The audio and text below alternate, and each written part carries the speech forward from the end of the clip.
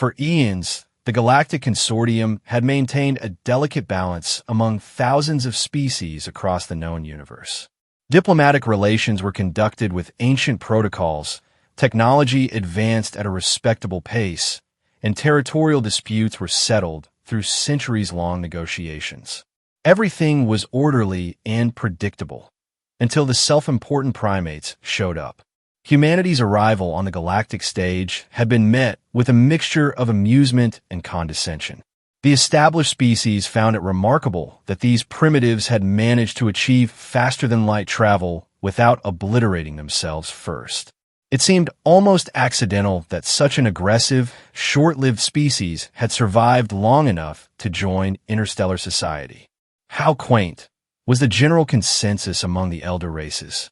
Let them have their little corner of the galaxy. They'll either learn proper etiquette or fade away like so many before them. The human research station on Frontier 12 was precisely the kind of outpost that reinforced this perception. Situated on a barren planet with a perpetual violet haze hanging in the atmosphere, the facility consisted of interconnected prefabricated modules that squatted awkwardly among jagged rock formations. Occasional tremors caused the structures to creak and groan, a constant reminder of the planet's geological instability. Just a modest scientific endeavor, Research Director Tanner would explain whenever questioned by consortium representatives. We're conducting mineralogical studies to better understand planetary formation in this sector. Her smile never quite reached her eyes when she delivered this explanation. No one believed this, of course. Frontier 12 sat uncomfortably close to disputed territory claimed by the Vrakashi Empire, a warrior civilization with an unfortunate tendency to extend their sacred ancestral regions whenever valuable resources were discovered nearby. The consortium tolerated the human presence as a convenient buffer against Vrakashi expansion, while the Vrakashi viewed it as an irritant they hadn't yet found a convenient way to remove.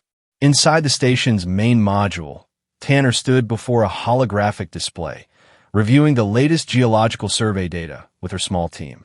Dr. Harrington, the geophysicist, pointed at a pulsing red formation beneath the planet's crust. "That's the third anomalous reading this week," he said, running a hand through his already disheveled hair. "Either this planet is defying all known laws of planetary science, or something's interfering with our equipment, or the Vrakashi are playing games again," offered Lou, the communications specialist, without looking up from her console. Yesterday's transmission from their border patrol contained enough embedded scanning tech to map our entire power grid. Tanner sighed. What was the official message this time? "Same as always," Lou replied with a smirk. "You have encroached upon the sacred territory of the glorious Vrakashi Empire. Your presence is an affront to our ancestors. Vacate immediately or face divine retribution." Though they did upgrade from cosmic annihilation to erasure from the fabric of reality, so points for creativity. A low, rumbling sound drew their attention to the floor, where a large creature had been dozing beneath the central console. It stretched languidly, revealing a muscular body covered in dense, silvery blue fur. Its four powerful limbs ended in what appeared to be padded paws, though anyone paying close attention might notice the slight retraction of curved claws that gleamed like polished steel. "Sounds like Buddy agrees with your assessment," Tanner said, her expression softening as she reached down to scratch behind the creature's pointed ears. The animal responded with a peculiar sound, somewhere between a growl and a purr, and butted its head against her hand affectionately. Its eyes, an unusual amber color with vertically slit pupils, seemed to gleam with almost human-like comprehension. Who's a good guardian of humanity's interests in disputed territorial space? Dr. Harrington cooed in the ridiculous voice people reserve for beloved pets. "You are. Yes, you are." The creature, officially designated as Biological Unit for Defense and Diplomatic Yield, or Buddy for short, tilted its head and made a chuffing sound that, in another context, might have been mistaken for laughter. The station's alert system suddenly pulsed, casting the room in a momentary red glow. Lou tapped rapidly at her terminal, her expression growing serious. We got an incoming transmission. High-priority encryption. Consortium Intelligence Network. Put it through, Tanner ordered, straightening her uniform jacket. The message was brief and to the point. Vrakashi Battle Group detected mobilizing in adjacent sector. Exercise caution. Maintain research facade. Support unavailable for minimum 72 hours. A heavy silence fell over the room. Previous Vrakashi threats had always been just that, threats. Diplomatic posturing designed to test boundaries without actually crossing them. Well, Tanner said finally, it seems our neighbors might be planning more than their usual bluster this time. Buddy rose to all fours, suddenly alert, his posture rigid. A low growl rumbled from deep in his chest as he stared at the door leading to the station's exterior, as if he could already sense something approaching through the vacuum of space. I think, said Tanner quietly, we should prepare for guests. The next morning proceeded with a tense semblance of normalcy. The research team analyzed mineral samples, compiled tedious reports for consortium archives, and conducted the everyday business of maintaining a scientific outpost on an inhospitable world. Throughout it all, Buddy prowled restlessly through the station, his claws tapping in a regular rhythm on the metal floors. Those who watched closely might have noticed peculiar behaviors. How the creature would occasionally pause before a control panel, its nose nearly touching the surface, only for indicator lights to inexplicably change status. How it seemed to understand complex commands without explicit training. How the security monitors would sometimes switch views when Buddy merely looked at them for too long. During a brief lunch break, Tanner found herself alone with Dr. Harrington in the small cafeteria module. After ensuring no one else was within earshot, she spoke in a hushed tone. Status update on our fuzzy friend? Harrington glanced toward the doorway before responding. All systems nominal. Neural integration holding at 98% compatibility. The adaptive algorithm is still learning, but faster than we anticipated. He hesitated. Tanner, the junior staff still think it's just an enhanced therapy animal. If they knew what was actually inside that furry package. They don't need to know, Tanner cut him off. Project Guardian is classified beyond their clearance. As far as they're concerned, Buddy is an experimental emotional support animal designed for long-duration missions. Nothing more. What the junior staff didn't know, what very few people outside a select group of military scientists on Earth knew, was that Buddy represented the cutting edge of bioengineered defensive systems. A perfect fusion of genetically modified organism and advanced artificial intelligence, wrapped in a package designed to appear harmless and even endearing. The creature's brain housed a quantum neural network capable of processing battlefield scenarios faster than any conventional computer. Its seemingly ordinary fur contained millions of nanoscale sensors that could detect everything from energy weapons to individual chemical compounds. What looked like normal muscle tissue could, when necessary, transform into something with the tensile strength of industrial carbon fiber and the reactive speed of military-grade servo systems. And all of it concealed within what appeared to be, for all intents and purposes, a large, friendly cat-like pet. The station's perimeter alarm gave a single, soft chime. Not the blaring alert of an immediate threat, but the more subtle warning of unidentified objects entering the planet's upper atmosphere. Proximity alert, announced the station AI. Multiple small craft detected on descent trajectory. Configuration matches Vrakashi scout vessels.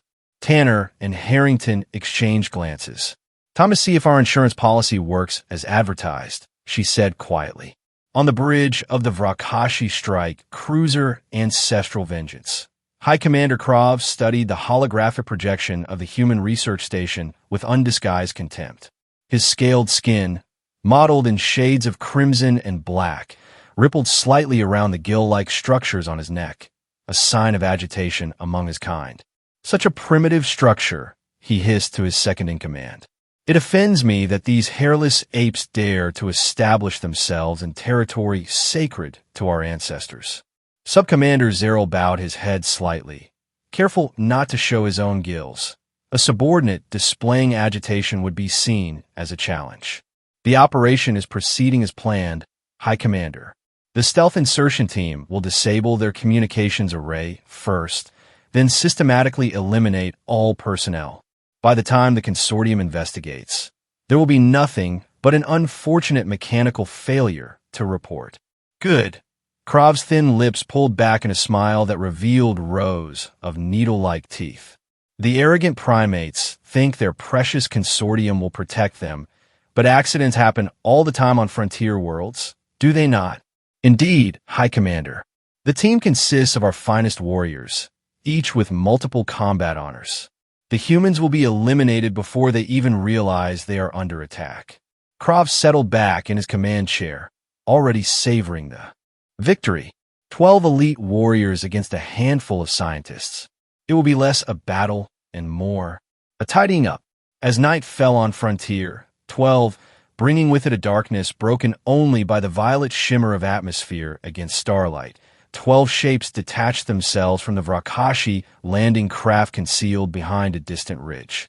Each warrior wore adaptive camouflage armor that bent light around their bodies, rendering them nearly invisible against the rocky terrain. They moved with practiced precision, communicating through subvocal implants that transmitted directly to the auditory centers of their brains. Primary target acquired, transmitted the squad leader. Structure appears dormant. No exterior defenses detective. Proceed to Phase 1 positions. The Vrakashi warriors spread out, surrounding the human station with practiced efficiency. Their intelligence had been thorough. They knew the layout of every module, the location of every potential defensive system, the standard complement of a research team. This would be a clean operation. Quick, silent, total. Inside the station's central hub, Tanner and her team monitored the approaching Vrakashi through a network of concealed sensors embedded in the surrounding terrain. The alien stealth technology was impressive, but not quite as perfect as they believed. 12 hostiles confirmed. Lou reported from her station. Standard Vrakashi death squad formation. They're carrying molecular disruptors and plasma cutters. Definitely not here to issue a parking ticket. Protocol active defense is now in effect, Tanner announced, her voice steady despite the circumstances. All personnel to the secure core. Lou, activate emergency beacon on standby only. Will transmit if absolutely necessary. Shouldn't we call for help now? Asked one of the junior researchers, his voice betraying his fear. The consortium treaty requires them to. The consortium would take hours to respond. Tanner cut him off. And then spend weeks investigating which side violated which obscure treaty provision. We're on our own. She looked toward Buddy, who sat perfectly still near the main airlock, ears forward, every muscle tense. Or rather, they're on their own. The team moved quickly to the reinforced central chamber, ostensibly a radiation shelter for solar flare events, but in reality a hardened defensive position with independent life support and monitoring systems. As the blast doors sealed behind them, Tanner knelt beside Buddy. Activation Protocol Guardian Actual, she said clearly. Authorization Tanner 7 Echo 9. Defensive parameters. Protect station integrity. Eliminate all hostile forces. Maintain maximum discretion. Execute. Buddy's eyes, normally warm amber, suddenly shifted to a luminous crimson. A barely perceptible ripple moved through his fur as internal systems activated. He made no sound, no growl or hiss or bark, just a slight incline of his head that might almost have been a nod of acknowledgement.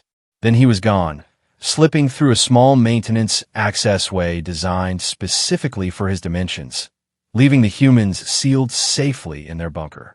In the darkness outside, the Vrakashi squad had reached their initial positions. The squad leader signaled the first team forward, watching through his tactical display as 3 warriors approached the main airlock. They carried a specialized cutting tool designed to bypass human security systems without triggering alarms. Team 1 in position, came the report. Beginning entry procedure.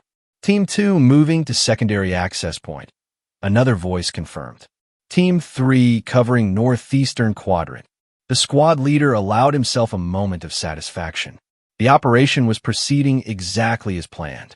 He activated his direct link to the cruiser. Ground team to command. Initial insertion underway. Estimated completion time, 20 minutes.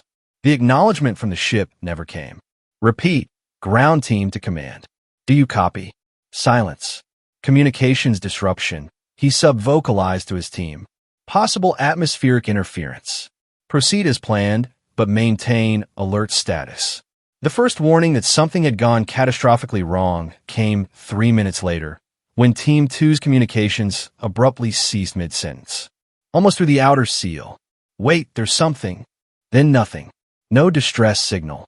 No sounds of struggle. Just absolute silence. Team 2, report, the squad leader ordered. Team 2, acknowledge immediately. When no response came, he signaled to 2 warriors from his reserve team. Investigate Team 2's position. Full caution protocols. The 2 Vrakashi warriors moved swiftly across the rocky terrain, their weapons ready. They reached the position where Team 2 should have been, a secondary airlock on the station's eastern side, but found nothing.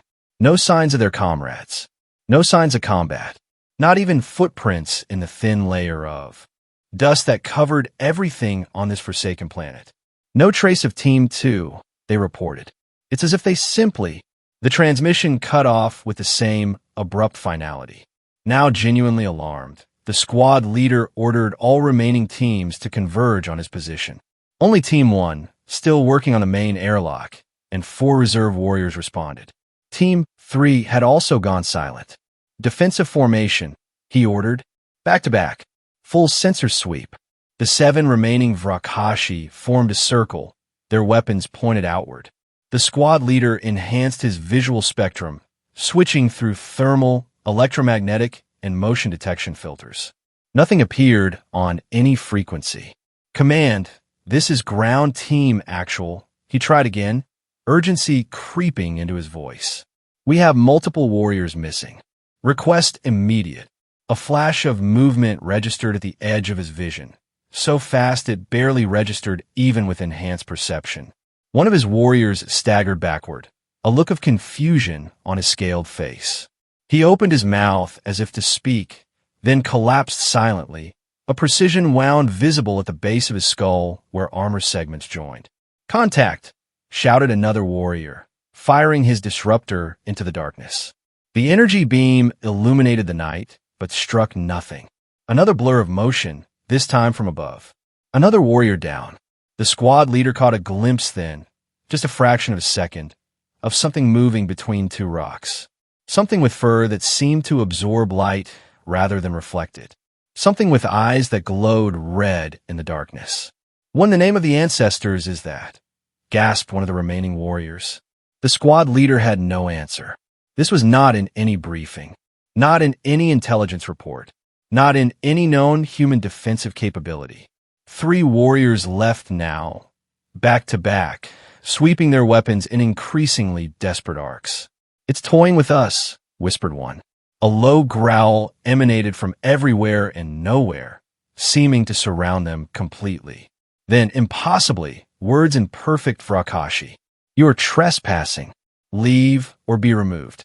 The voice was deep, resonant, with harmonics that no human vocal apparatus could possibly produce. It was not transmitted electronically.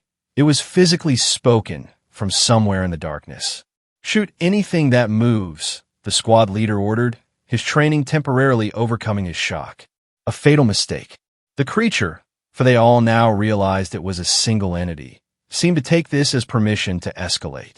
What happened next occurred so quickly that even the Vrakashi's enhanced combat reflexes couldn't track it properly. A shadow detached itself from the darkness, moving in a blur that defied their targeting systems. The squad leader caught just a glimpse. Muscular body, gleaming claws extended, teeth that shone like polished metal, those burning red eyes, before it was among them. 3 seconds later, he found himself alone, his comrades gone without even crying out. He fired wildly in all directions, the molecular disruptor's beam cutting through rocks and air to no effect. Then it was standing before him, perfectly visible now that it chose to be seen. A creature unlike anything in Vrakashi records. Quadrupedal, but clearly not a simple animal. Its fur rippled with subsurface technology. Its eyes held an intelligence that froze him in place. "What? What are you?" he managed to ask. The creature's mouth moved in what almost appeared to be a smile. "I am Buddy," it said in that impossible Vrakashi voice. "And you should not have come here." The last thing the squad leader saw was a flash of extended claws and teeth designed for one purpose only. On the bridge of the ancestral vengeance, High Commander Krov's agitation had progressed to full-blown rage. His gill structures now fully extended, pulsing with darkened blood, a display that kept his subordinates at a respectful distance. "How can an entire squad simply vanish?" he demanded. 12 of our elite warriors. The best combat systems. Complete intelligence on the target. And yet, not one report? Not one distress signal? Nothing. We have no explanation. High Commander, Zeril admitted. Our sensors show the human station completely intact. No signs of weapons discharge.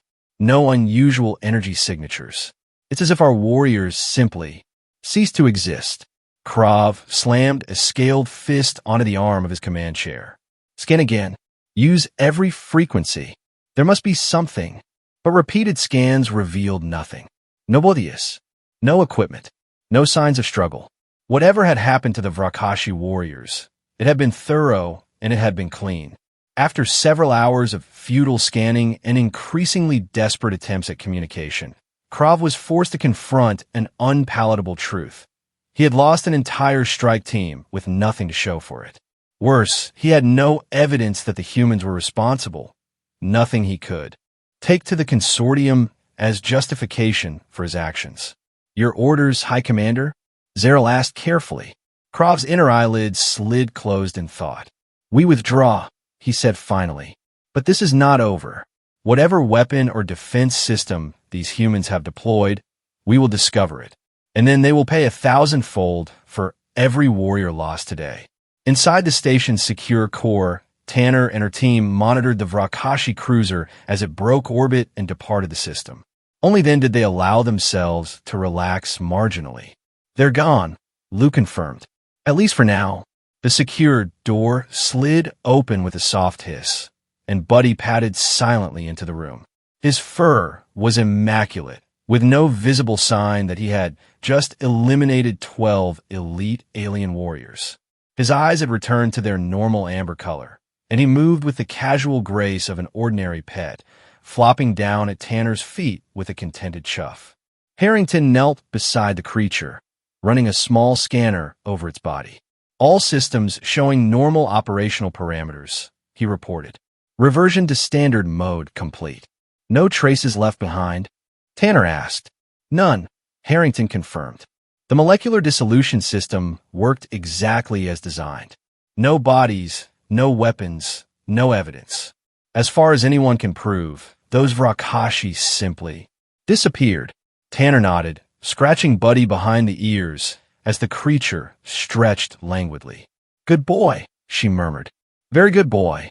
The next morning, right on schedule, the station received a transmission from the Vrakashi cruiser. The scaly face of Subcommander Zeril appeared on the main view screen, his expression carefully neutral. "Research Station Frontier 12, this is the Imperial vessel Ancestral Vengeance. We regret to inform you that we have lost contact with a scientific survey team in your vicinity. They were conducting authorized geological research when communications ceased. Have you observed any unusual activity or phenomena that might explain this unfortunate occurrence?" Tanner, freshly showered and in a crisp uniform, met the alien's gaze with perfect composure. "How terrible to hear of your loss, Subcommander. I'm afraid we've observed nothing unusual. This planet can be quite hazardous, as you know, unstable terrain, atmospheric disturbances, unpredictable geological events. Perhaps your team encountered some natural danger." Zeril's gill structures twitched slightly, a tell the humans had learned indicated suppressed anger. "Perhaps. We would appreciate your cooperation if you detect any sign of our missing personnel." "Of course," Tanner replied with practiced sincerity. "We're all members of the galactic community, after all. Please accept our deepest sympathies for your loss." After the transmission ended, Lou swiveled in her chair with a grin. That scaled face when you suggested natural danger. Priceless. They know exactly what happened, Tanner said, her expression turning serious. Or rather, they know the outcome, if not the means. And they'll be back, with greater numbers and better preparation. But they can't prove anything, Harrington pointed out. No evidence means no treaty violations to bring before the consortium. True, Tanner nodded. And that's going to eat at them more than any direct confrontation would have. On the ancestral vengeance, High Commander Krav was indeed seething with barely contained fury. They mock us, he spat. Those arrogant primates sit in their pitiful outpost, pretending innocence while somehow decimating our elite warriors. Without proof, we cannot take direct action, Zero reminded him cautiously. The consortium would. I know what the spineless consortium would do. Krav snarled. But this isn't over. Return to our territory. We will gather a proper battle group. Next time, we won't send a mere squad. We'll obliterate that entire station from orbit. What neither the Vrakashi nor the humans yet realized was that news of the incident was already spreading through consortium channels. Species had ways of communicating that bypassed official records, rumors, whispers, unattributed reports. The sudden disappearance of 12 Vrakashi warriors near a human outpost raised questions, particularly among those who had long observed the newcomers to galactic society with wary interest. Did you hear? A Medullan diplomat murmured to his Physic counterpart during a recess in consortium proceedings. His 7 eyes blinked in sequence, a gesture indicating privileged information. An entire Vrakashi strike team vanished near the human research station in the disputed zone. Vanished? The Physic's tendrils rippled with interest. How? The humans barely have defensive capabilities beyond their own system. That's what makes it interesting, the Medullan replied. No evidence of weapons. No distress calls. Nothing. Just gone. Across the consortium's vast communication networks, similar conversations multiplied. Species that had previously dismissed humans as primitive upstarts began to reassess their evaluations. Those who had maintained diplomatic distance suddenly found reasons to schedule meetings with Earth's representatives. 3 days after the incident, an anonymous source leaked a brief video clip to multiple diplomatic channels. The footage, grainy and incomplete, showed a quadrupedal creature moving with impossible speed, neutralizing a Vrakashi warrior with surgical precision. The clip lasted barely 2 seconds before cutting off, but it was enough to send shockwaves through the galactic community. Is that their pet? Asked a Tellurian ambassador, multiple appendages gesturing in disbelief. The furry creature their delegates sometimes bring to informal functions? Impossible, declared a Synovian military analyst. No mere biological organism could move with such speed or precision. It must be some form of combat drone disguised to appear harmless. But others who had encountered humans and their companions began to reconsider past observations. The way the creatures seemed unnaturally attuned to their surroundings. The occasional glimpse of intelligence beyond what would be expected of a mere animal. The careful way humans integrated these beings into diplomatic settings without ever fully explaining their purpose. If that is merely their pet, one elder consortium member noted gravely, then what might their actual military capabilities be? Meanwhile, on Frontier 12, Tanner's team monitored the diplomatic fallout with satisfaction. The leak had been carefully orchestrated, just enough information to create speculation, not enough to confirm anything. Perfectly executed, Lou reported, scrolling through diplomatic chatter. The Vrakashi are furious, but they're also embarrassed. Multiple species are requesting information about our defensive systems, and 3 have already proposed trade agreements that were previously stalled. And buddy, Tanner asked, glancing at the creature curled contentedly beside her chair. Harrington smiled, analyzing political and military reactions, updating tactical databases, and occasionally purring. The AI integration is learning from this experience. Next time, it'll be even more efficient. Buddy's ears perked up at the mention of his name, and those intelligent amber eyes focused on Tanner with unmistakable comprehension. Though the creature couldn't speak human languages, its vocal apparatus wasn't designed for it. The neural interface allowed a form of direct communication that appeared to outside observers, like the bond between pet and owner. They will return with greater numbers, came the thought, transmitted directly from Buddy's enhanced neural network to a small receiver implanted behind Tanner's ear. The Vrakashi do not accept defeat. I know, Tanner replied aloud. But next time, they'll be walking into our territory with everyone watching. And we'll be ready. 2 weeks later, Tanner found herself in a very different environment. The Great Chamber of the Galactic Consortium's central station, a massive habitat rotating at a precisely calculated distance from the star Proxima Centauri.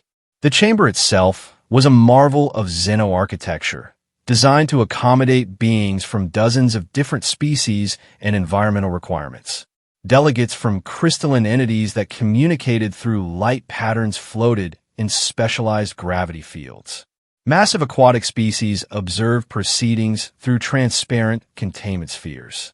Gaseous intelligences pulsed within carefully regulated force fields.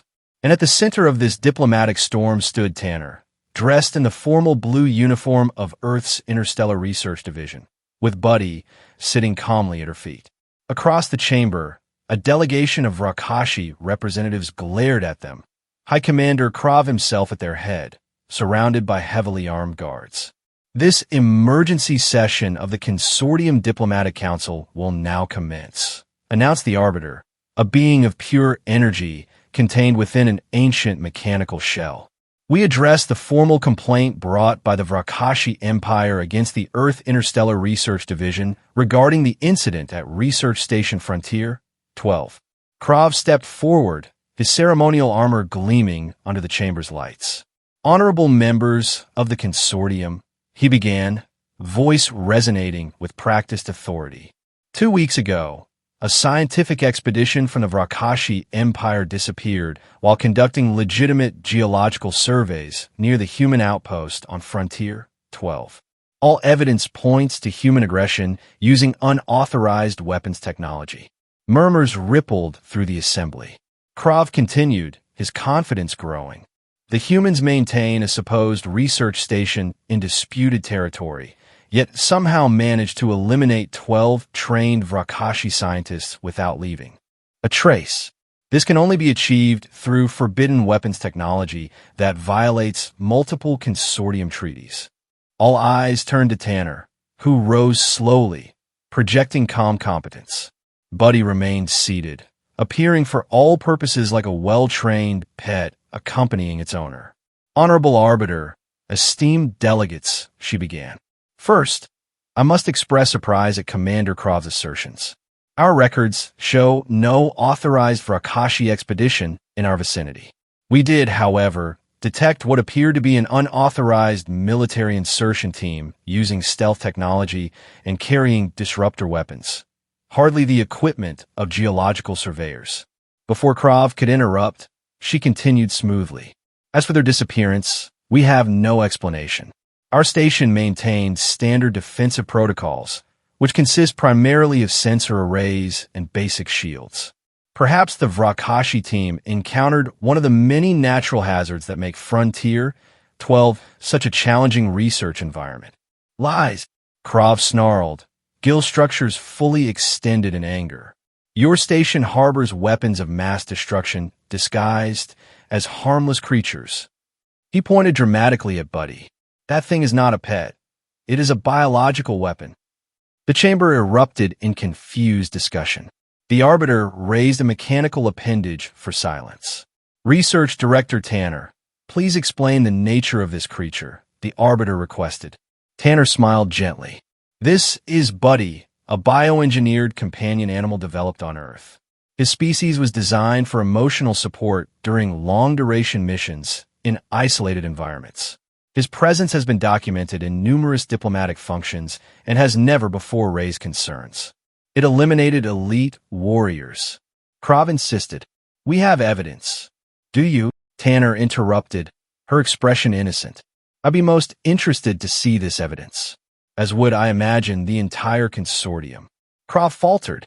The leaked video clip had never been acknowledged by the Vrakashi, as doing so would admit they had sent armed forces into the disputed territory, a clear treaty violation.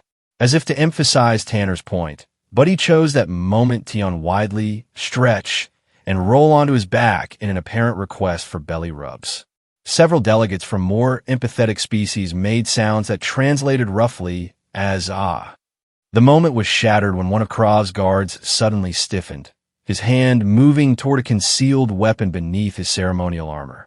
Before anyone could react, Buddy was on his feet, eyes fixed on the guard, a low growl emanating from his throat. The guard froze. So did everyone else in the chamber. Your guard appears distressed, Tanner observed calmly.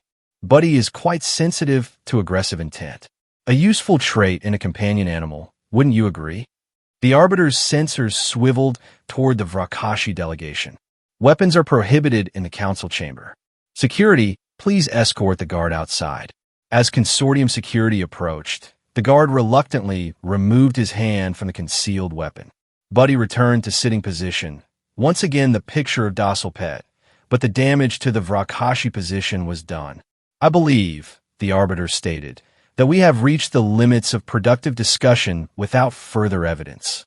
The consortium rules as follows. The disputed territory surrounding Frontier 12 will be placed under direct consortium supervision pending further investigation. The Vrakashi Empire will withdraw all military vessels to a distance of no less than 2 light years from the research station. The human presence may continue its scientific work under enhanced consortium monitoring. Krav's expression was one of barely contained fury, but even he would not directly challenge a consortium ruling. With a stiff bow, he led his delegation from the chamber, scales darkened with humiliation. As the session dispersed, Tanner found herself surrounded by curious representatives from a dozen species, all suddenly eager to discuss cultural exchange programs and mutual defense considerations. She answered their questions with diplomatic vagueness, but inwardly smiled at how quickly humanity's standing had evolved. On their transport ship returning to Frontier 12, Tanner sat alone in her private cabin. Buddy stretched out comfortably beside her chair. With no one else present, she engaged the direct neural interface. That went better than expected, she said aloud. The Vrakashi will not forget this humiliation, came Buddy's thoughts. Asterisk, they will seek revenge through other means. Perhaps sabotage. Perhaps proxy forces. Asterisk. Undoubtedly, Tanner agreed. But they'll be more cautious now, and we've gained valuable allies. Asterisk, the other species fear what they do not understand. They believe I am unique. Asterisk. Tanner smiled, reaching down to stroke the creature's fur. Let them think that for now. No need to mention the other pets. Being prepared back on Earth, or the advancements your neural network has already transmitted to the program. Buddy's thoughts carried an unmistakable note of satisfaction.